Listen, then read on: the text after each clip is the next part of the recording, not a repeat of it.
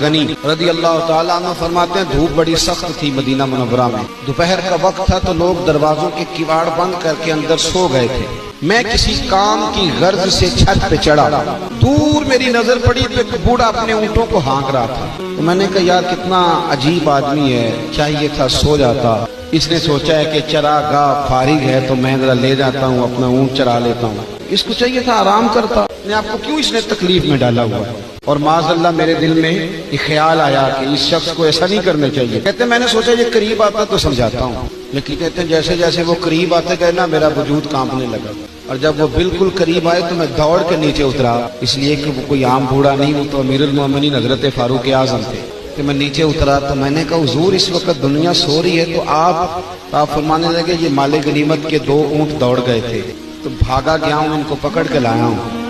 کہتے ہیں میں نے کہا حضور آپ بوڑھے ہو گئے ہیں، کمزوری وجود پہ نظر آتی